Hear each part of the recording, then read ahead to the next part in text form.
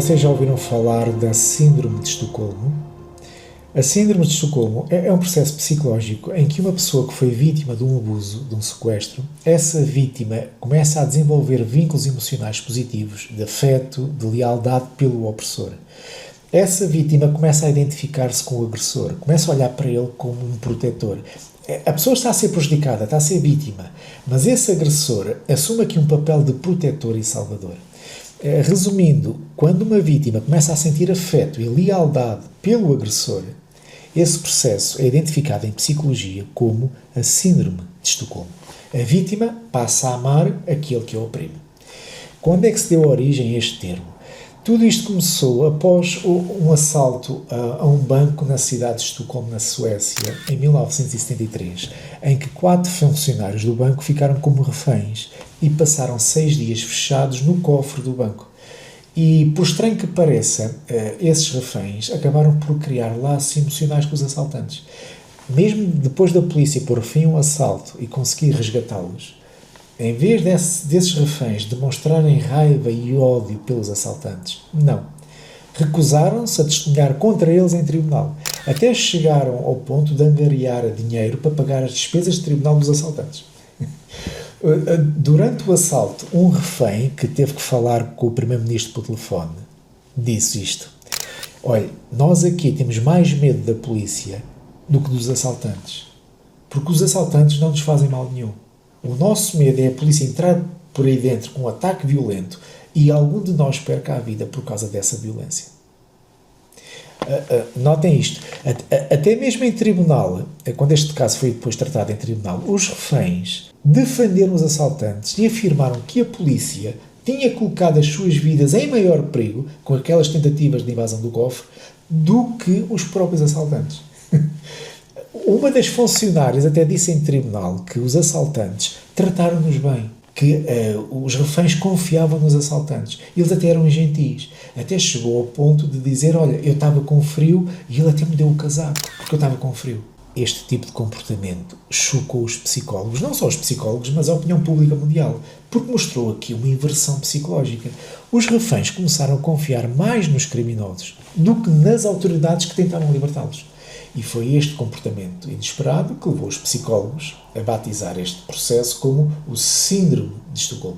Quando a vítima, em vez de rejeitar o agressor, cria aqui laços emocionais positivos com ele. Quem está do lado de fora, os reféns estão lá fechados no cofre, mas quem está do lado de fora, obviamente pensa que os reféns deviam odiar os agressores, porque foram os agressores que criaram toda aquela situação.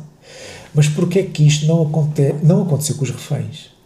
Porque o cérebro humano, em situações de extremo medo e ameaça à vida, funciona de maneira diferente. O cérebro, quando detecta um perigo, aciona mecanismos de sobrevivência e induz o corpo a libertar a adrenalina. E a adrenalina, em termos simples, é uma injeção natural de energia que faz com que a pessoa reaja rapidamente para sobreviver, em que a mente da pessoa torna-se hiperfocada num perigo imediato. E a pessoa esquece tudo à volta e fica focada naquele perigo. E quando o corpo entra neste modo de sobrevivência, a pessoa sente uma espécie de superpoder momentâneo. Mais força, mais velocidade, mais reflexos, tudo fica mais rápido, porque o cérebro ignora tudo o que não é essencial, o cérebro ignora, e a pessoa fica então hiper focada. E fica com mais resistência à dor, porque o objetivo da pessoa, do cérebro, a mensagem do cérebro é: tens que sobreviver. Agora notem, neste estado de super-homem, de alerta máximo, quando um agressor mostra um pequeno gesto de bondade, como dar um casaco, ou um cigarro para acalmar o stress, ou tem uma palavra calma, a vítima interpreta isso como proteção e não como manipulação. Estão a ver a ideia porque é que isto acontece? A pessoa está ali numa fase de alerta máximo e depois é coroada com um gesto de bondade. Estás com frio? Toma um casaco. E o processo mental da pessoa inverte-se. Vira-se ao contrário. Dá-se aqui uma inversão da percepção da realidade. Há aqui uma inversão psicológica em que a polícia passa a ser vista como uma força agressiva. Porque há o risco de entrar por aí ao tiro. E eles querem nos matar. E os reféns começam a ver os assaltantes como a barreira entre eles e a violência policial. Estão a ver a ideia? E é esta inversão psicológica que faz com que haja ali uma percepção da realidade invertida. Os assaltantes estão-nos a proteger da violência policial. Eles tratam-nos bem, eles dão-nos de comer, dão-nos de beber e protegem-nos do frio. Estão a ver o que está a passar. E depois, algo que acontece também tem a ver com o isolamento. 6 dias fechados. E esses 6 dias fechados gera dependência. Porque ao estarem fechados durante 6 dias num cofre, não têm contacto com ninguém. Toda a sobrevivência daquelas 4 pessoas, comer, beber e o facto de não morrerem porque estão fechados, dependia dos assaltantes. Os assaltantes é que os mantinham vivos. Isto criou na mente dos reféns uma relação de dependência forçada. Isto é, são os assaltantes que nos mantêm vivos. São eles.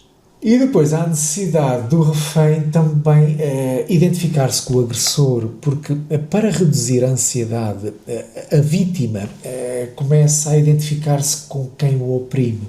Como assim? O que é que alguém, neste estado de alerta, pensa?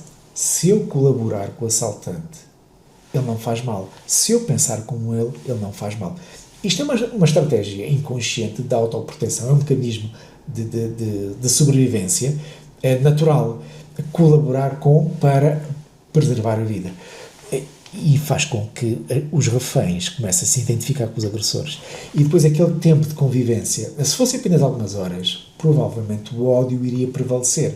Mas como foram 6 dias, viver lado a lado, criaram ali um espaço, um terreno propício para interações humanas, que começaram a confundir as fronteiras entre vítima e agressor.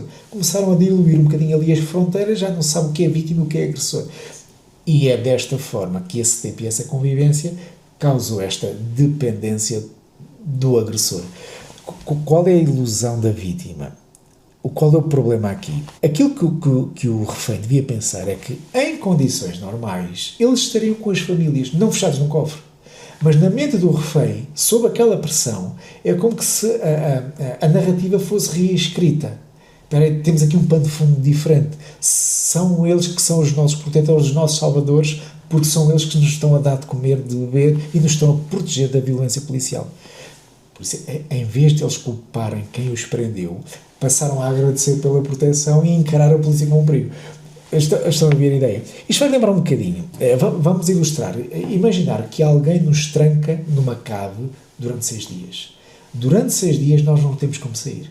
Nós estamos com medo, estamos com fome, sem notícias da família e a nossa sobrevivência depende 100% da pessoa que nos prendeu. Correto? Agora, pensemos o seguinte. Sempre que essa pessoa deixa a cave para nos deixar ir à casa de banho, para nos dar um copo de água, para nos dar uma refeição, para contar uma piada, qualquer coisa, o nosso cérebro, desesperado por reduzir o medo, começa a interpretar esses pequenos gestos como bondade. O agressor, quem me sequestrou, até me protege. Se não fosse ele, eu já estava morto, porque ele é que me tem trazido de comer e beber. O que é que a pessoa está a esquecer? Esquece do mais óbvio. Que se não fosse esse sequestrador, os reféns estariam com a família, estariam em liberdade, sem precisar de nenhuma proteção, sem precisar de nada. Mas não é isso que alguém num estado de sobrevivência pensa.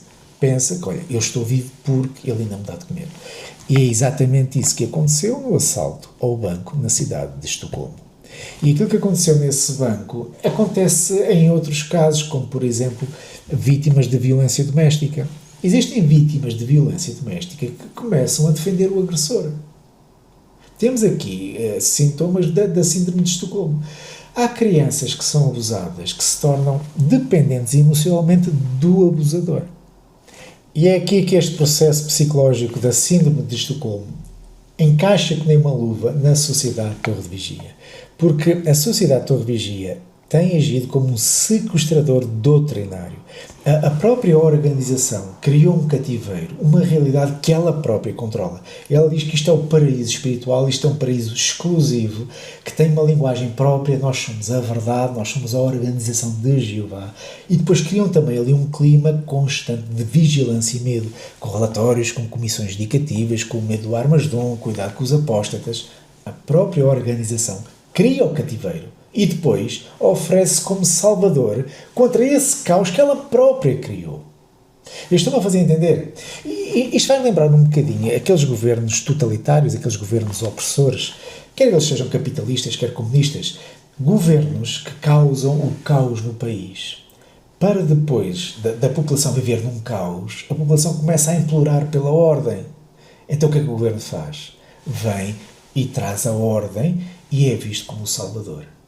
Só que foi o próprio governo que causou o caos. Estão a ver? Causa o caos, começam a implorar pela ordem, apresenta-se como a solução e pronto, é visto como um governo de salvador. A Torre atua assim porque ela criou um cativeiro. E, pois, claro, tem que dar de comer às pessoas que ela própria aprisionou. E, claro, pois apresentam-se como protetores e salvadores. Só que foi a Torre que criou esse cativeiro, que criou essa dependência. E agora tem que vos dar de comer e vocês ficam a olhar para a Torre como salvadores.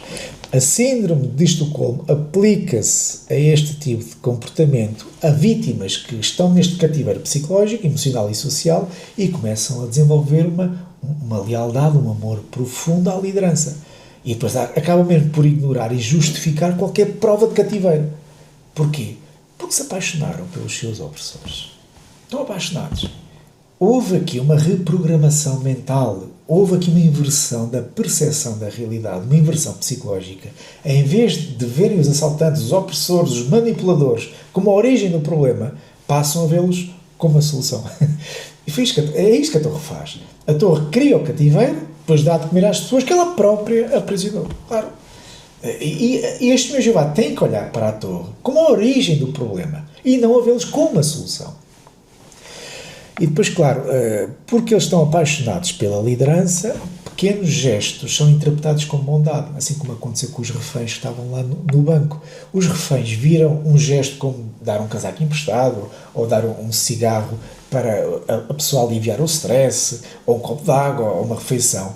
Viam esses gestos como gentileza. É o que acontece com as testemunhas de Jeová, que interpretam as concessões da organização como uns atos de cuidado. Nós temos reuniões semanais, logo a nossa vida espiritual depende deles. A sociedade imprime milhões de livros, gratuitamente, logo ela é generosa. Nós temos salões acolhedores, logo a organização cuida de nós. Temos aqui uma quantidade de enganos. Nós temos salões, por isso a organização cuida de nós. Primeiro de tudo, foram os próprios membros que construíram os salões com a sua mão de obra. Foram eles que pagaram os salões. São eles que fazem a manutenção dos salões. São eles que limpam. São eles que financiam os salões. Está aqui logo um engano. E segundo aspecto, as testemunhas de Jeová esquecem-se que depender de salões, depender de reuniões e depender de publicações foi a própria Torre que criou esse ambiente de cativeiro e esse ambiente de dependência, porque vocês estão fechados. E agora é claro que ela tem que alimentar a quem aprisionou. Foi a própria Torre que tem usado o medo do Armagedon, da desassociação e ostracismo, da exclusividade religiosa, para criar dependência.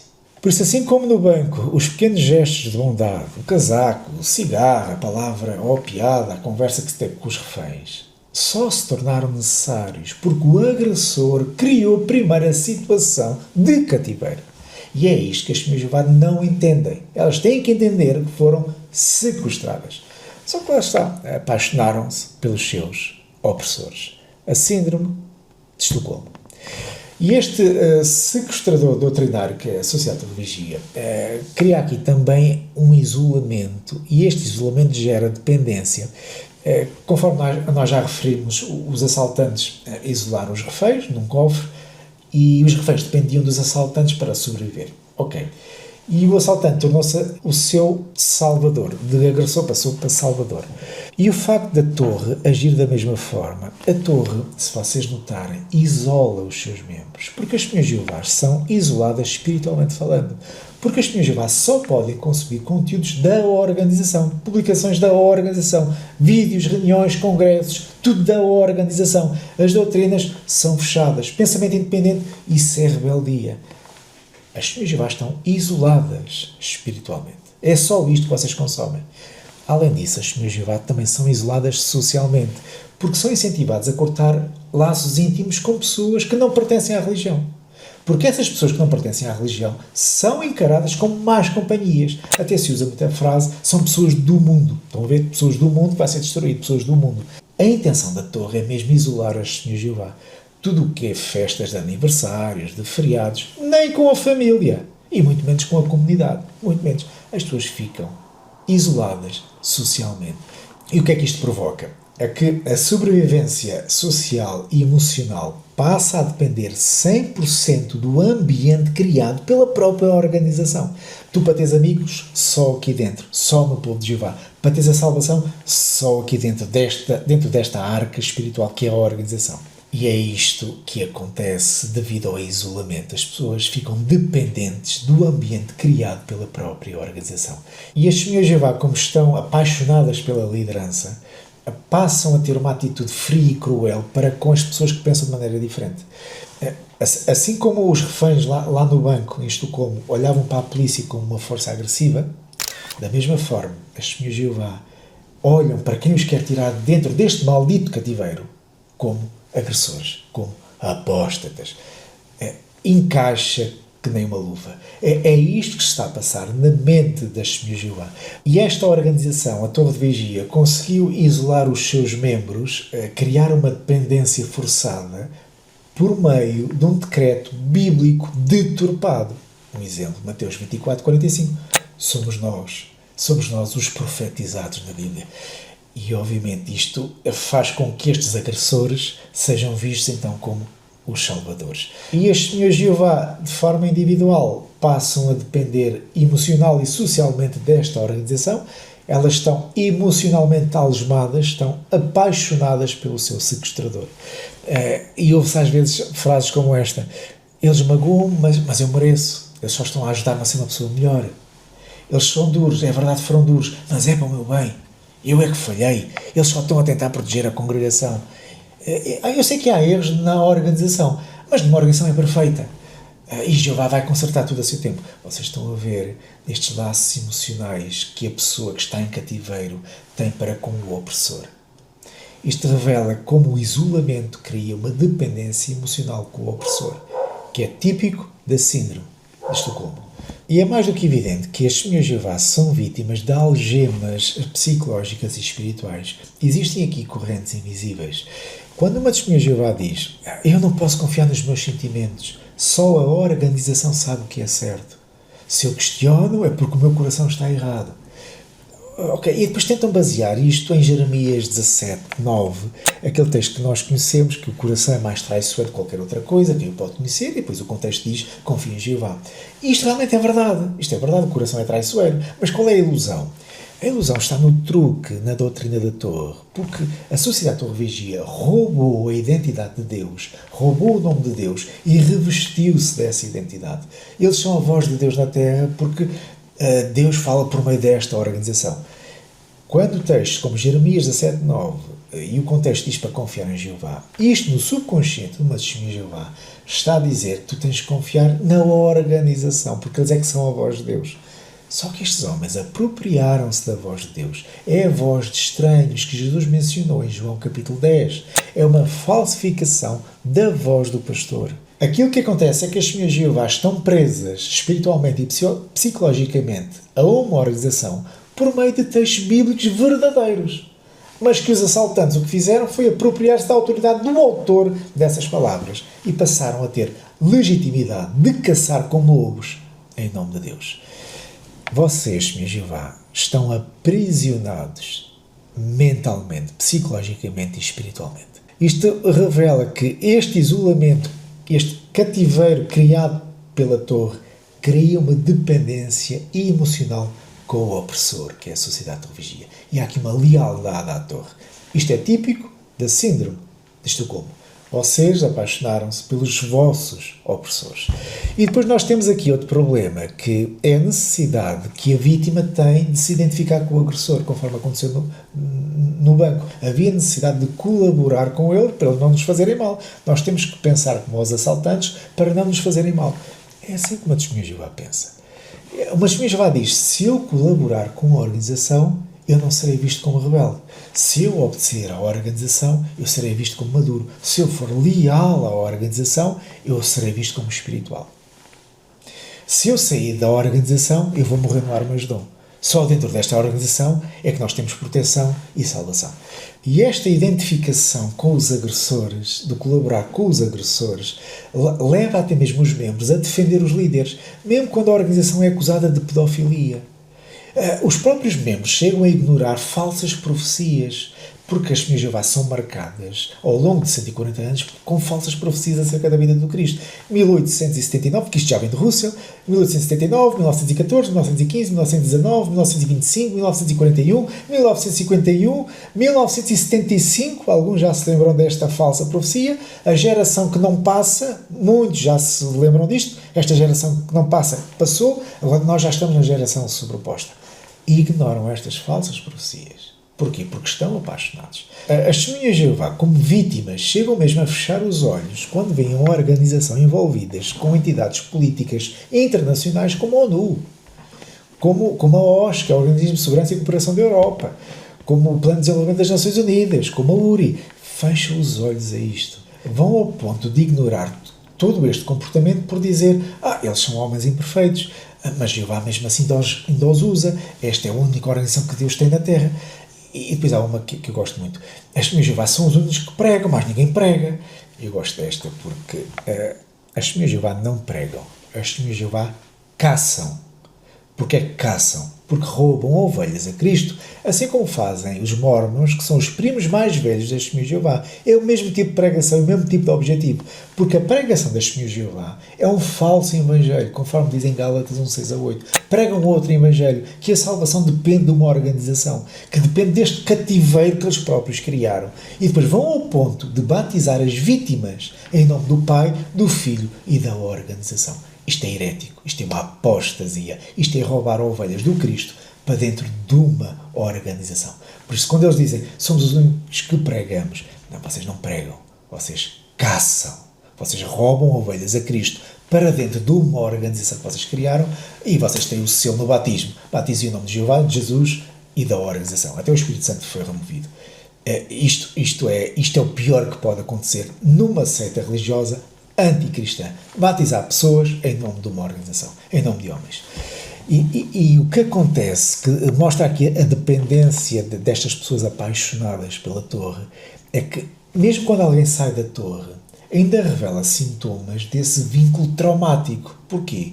Porque quando a pessoa se torna inativa ou é desassociada, seja o que for, a pessoa ainda carrega com ela um trauma, um vínculo traumático, porque a pessoa sente culpa, sente medo de estar a trair a Deus. A pessoa mesmo pensa isso. A pessoa sofre ali crises de identidade espiritual, porque a pessoa já não sabe se é cristã, se não é, qual é a minha esperança. Entra ali numa crise de identidade. E depois pode até mesmo continuar a acreditar que Jeová vai-me destruir no Armagedom. Jeová vai-me matar. As pessoas que saem ainda sentem este tipo de trauma. E é comum, às vezes, estas pessoas que saem quererem voltar porque sentem saudades da comunidade, do clube social religioso, porque passa a ser um clube, não é? Mesmo que a pessoa tenha sofrido alguma rejeição, abuso emocional, foi desassociado, humilhado, até foi separado da família, mesmo assim a pessoa ainda sente a necessidade deste clube social.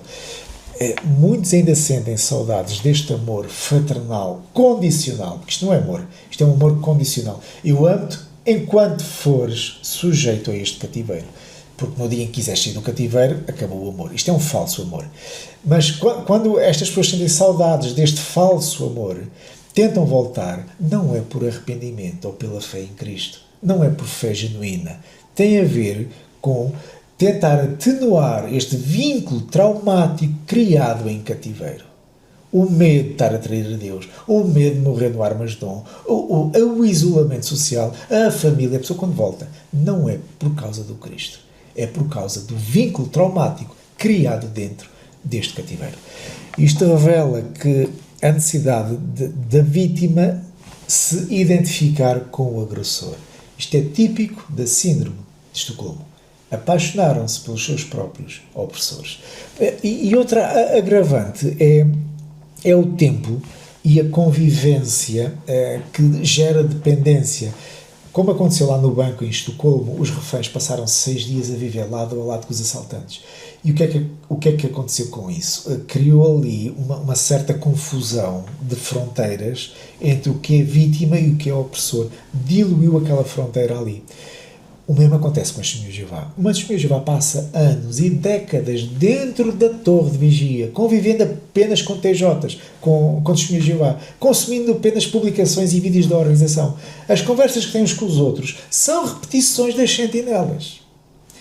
Ao fim de tanto tempo, nesta repetição, nesta convivência, as pessoas já não conseguem distinguir entre Cristo e a organização. Viver décadas dentro deste cativeiro e com esta repetição constante de ideologias, fica diluída a fronteira entre a fé genuína em Cristo e a lealdade cega a Brooklyn, a Warwick, a 11 homens do coro governante. Já fica ali diluído, eles já não percebem o que é Cristo, o que é fé em Cristo e fé na organização. Concluindo, assim como os reféns lá no banco em Estocolmo chegaram ao ponto de agradecer aos criminosos, agradecer aos seus opressores que os tinham trancado, da mesma forma, milhões de Testemunhas de Jeová agradecem ao opressor, a torre de vigia, pela proteção e salvação, sem perceberem que é a própria torre que criou o cativeiro, criou a ameaça do ostracismo, criou a dependência espiritual e social, criou o medo do Armagedon. E quando eu digo medo do Armagedon, eu não estou a dizer que não acredito no Armagedon, não é isso. Aquilo que nós queremos destacar é que o Armagedon tem sido a máxima das Testemunhas de Jeová há 140 anos para fidelizar os seus membros a terem medo do dia da manhã. Porque isso veio desde Russell. Russell profetizou o Armagedon para 1874, 1878, 1914, 1915 e depois as datas que eu já referi até aos dias de hoje. A geração que não passa, que passou, é a geração sobreposta. São 140 anos em que as Testemunhas de Jeová vivem com medo iminente do Armagedon. Eles servem a Deus por medo, eles servem a Deus por datas. O dia está aí. Quando não deve ser esse o objetivo de alguém ser cristão. Não tem a ver com datas. Isso são métodos usados por falsos profetas para fidelizar as pessoas a um organismo, a um cativeiro que foi criado. E depois, o caricato é que, assim como no banco, gestos de bondade, como dar um casaco, dar um cigarro ou uma palavra amiga, era visto como um gesto de bondade. O mesmo acontece com a torre. Os salões, as reuniões, as revistas só se tornaram necessários porque o agressor criou a primeira situação do cativeiro. Porque senão vocês não precisavam disso. Vocês estão fechados e eles alimentam os reféns. É isso que acontece. Vocês estão dependentes, mas por causa do cativeiro que foi criado. Assim como aconteceu lá no banco. Eles precisavam do casaco, de comer, de beber, por causa do cativeiro que os assaltantes criaram. Porque eles podiam estar com a família.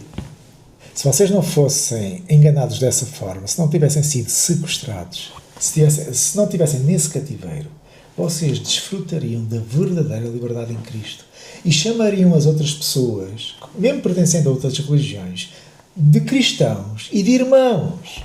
Mas na vossa mente, qualquer pessoa que não esteja dentro desse cativeiro vai morrer no Armagedon. Vocês acham que os cristãos, que pertencem a outras denominações, vão morrer no Armagedon, que vocês são a nata da terra?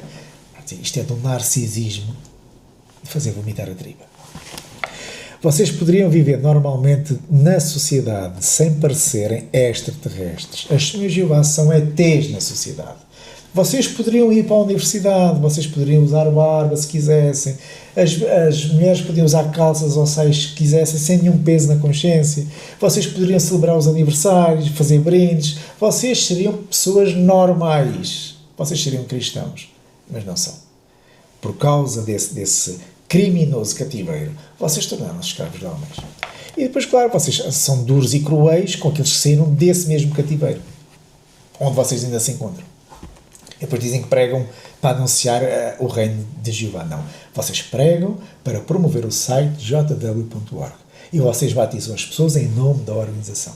Por isso vocês estão a promover os verdadeiros assaltantes da fé e ladrões de ovelhas chamados coro governante.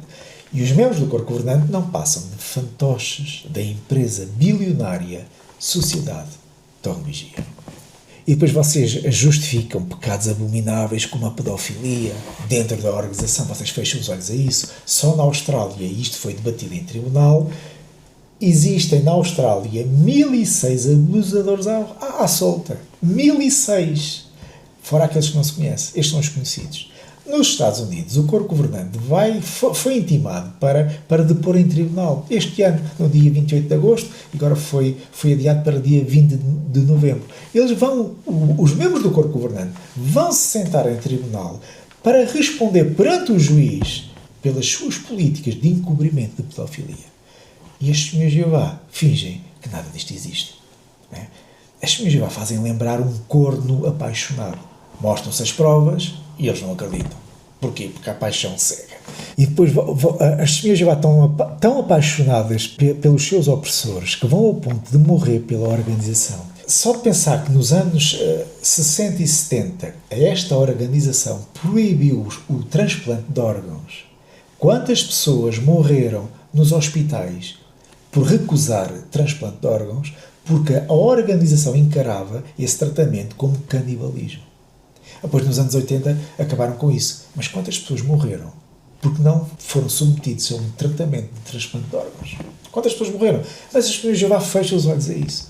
E a questão do sangue. Se algum dia os membros do corpo governante disserem que agora a questão do sangue é uma questão de consciência, quantas pessoas já morreram até lá? Vocês apaixonaram-se pelos vossos opressores.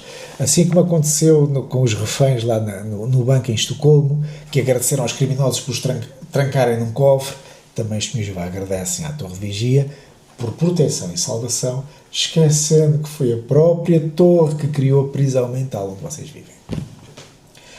E eu vou citar aqui o texto onde é baseado este vídeo, 2 Coríntios 11:20, quando o apóstolo Paulo já havia previsto, inspirado por Deus, este espírito de submissão cega a líderes abusivos.